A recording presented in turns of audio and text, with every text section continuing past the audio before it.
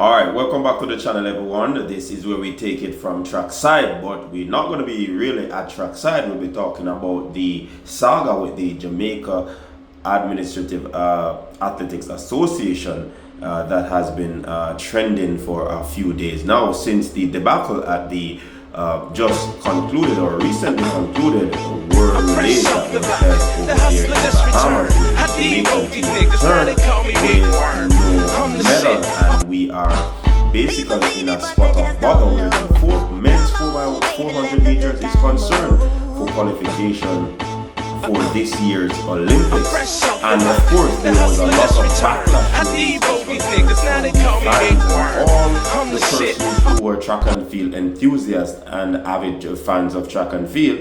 They came out, they spoke about the situation, and they were all disgruntled and not in a very good mood where this is concerned, because of course they believe that over the years the Jamaica 3As would have been one of the entities that are not seemingly to be so much concerned about relays. You understand what I'm saying? So the fans really came at them, the fans really spoke out, and the fans really blast the J3s for what they would have been doing over the years, especially where relays are concerned, like I said before. Now on the heels of that, after the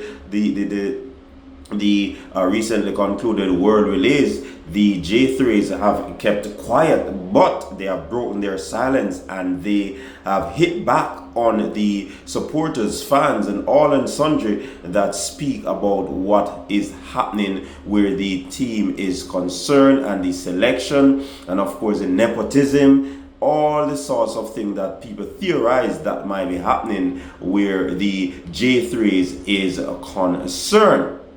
All right, so basically what they're saying, people, is that it could not help producing weakened teams for this World Relays. And of course, we know that athletes withdraw from the late withdrawal from this meet.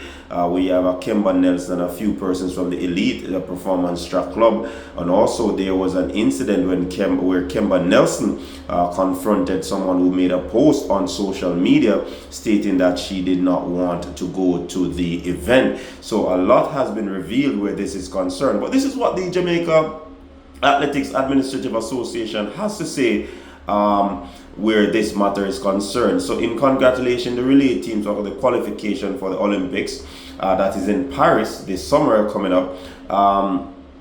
They have also made it clear that the organization did not take the World Relays, from which the quartet achieved the feat, lightly, because of course from what many persons are saying is that a possibility that they took this event lightly, and that basically signifies it by the selection of personnel for the various teams to go and represent the island. You know what I'm saying? And also the guru, legendary coach Glenn Mills, came out and said he knew nothing of this qualification for the Olympics where the relays are concerned, hence the reason possible why he didn't send any of his athletes. But people are basically speaking about that because the same Glenn Mills who coached Darnell Hughes, he was at that event, yet still he did not know what was transpiring where that is concerned. So there's a lot of alabaloo surrounding this thing. But the J3's pronouncement came on this criticism and concerns from the fans about the inexperience of the teams that they sent to the World Relays to perform, to get the team qualified for the summer's Olympic. Now the 4 teams would have been included: the 4x1, 4x4, the mixed relay, the fixed 4x1, 4x4 mixed relays, right? So those were the teams that were sent. The men's 100 meter team was made up of 4x1 rather was made up of Brian Lavelle, Kadrian Golson, Raheem Ford, Sanjay Davison, who was a late addition. It was missing the likes of a Johan Blake, Akeem Blake, and Oblique Seville, amongst others. You know what I mean? And despite the missing speed, the team qualified for the Summer Games, and that was from a brave run by Sanjay Davison. However, people were still not pleased with the finish of that team, because they went into the finals and they seemed out of sort. They seemed, wanting, if wanting of a better term, and they finished seventh, and that is because a team was disqualified from that race. So the fan base are really upset because of these things that have been has transpired where these team selection are concerned. And of course, the men's 4x1 made up of Malik James, Kings, Andrian Barnes, Asini Wilson, Demish Gay, and that team wasn't lucky enough. And the fact is that people are concerned about the switch or swap out of a Zandrian Barnes for Rasheen McDonald, which did not pay dividends, because the team, that really cost the team, because persons were saying, and it was clear that he didn't have a very good run in that first leg, and it threw the rhythm of the team off. You understand?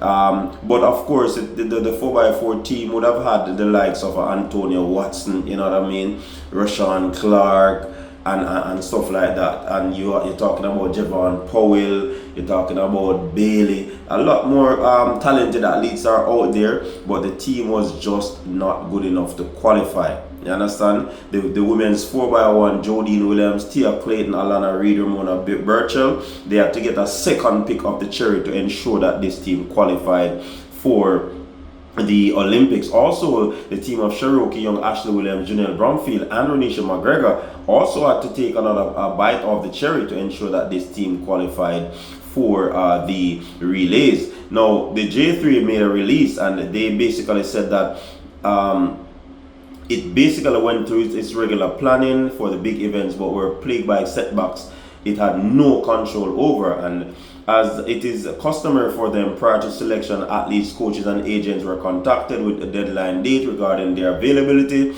This is then passed to the selection committee. Basically what the release is saying: after selection, the team would have been entered. We were well, that was evident because a few persons withdraw from the team, and the persons continue to express their unavailability to the team. Now, they basically would have to continue with those who are available according to what they're saying.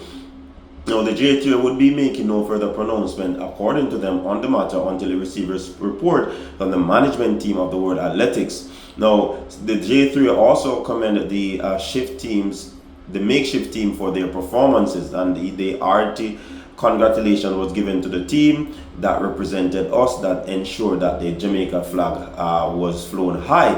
But this wasn't a flag that was flying high, though, Mr. President and the powers that be over there, because what had happened is that these teams struggled. I can recall since the inception of our World Relay, we went to the World Relay and did not come back with medals. That is something to think about. And I understand the challenges that the various clubs have to contribute and what they're not doing. However, the J3s have to get nuts. The J3s have to put their feet down where this matter is concerned. And I don't want people to take me wrong. I don't want people to get me wrong. But whenever it is in a situation where leadership takes a hold of the situation, then certainly people will have to pull up their socks. So for me, the buck really stops with the J3s for not, over the years, and this is not a no thing, it's an over the year thing where they would have allowed certain things to transpire, and people are not held accountable for what they have been doing throughout the years. So this is something that needs to be fixed. It needs to fix now. If we don't fix it, if you notice what the US are doing, they are getting their act together. I can recall over the years, US have been the laughing stock of relays and stuff like that, where they are dropping baton, they are running out of the zone when we had those zones. Now they have watched, they have fixed, they have put things into perspective, they have set up a system, they put policies in place for persons to be held accountable. If you don't follow these rules and guidelines, you can't be a part of the team. You understand? So we need to ensure that our track and field don't go down that trajectory where we start to lose out on certain things because of indiscipline, and certain ego starts to raise its ugly head where the track and field is concerned. So we need to do whatever we have to do. This is a clapback from the J3, but does it sound resounding for me? I don't know. Does it sound convincing for me? I don't know. I know the intricacies, but as I said before, you have to put your feet down. And because the feet was not placed on the ground initially in recent past, then this is what happened where the team is concerned. People, share your thoughts on this one.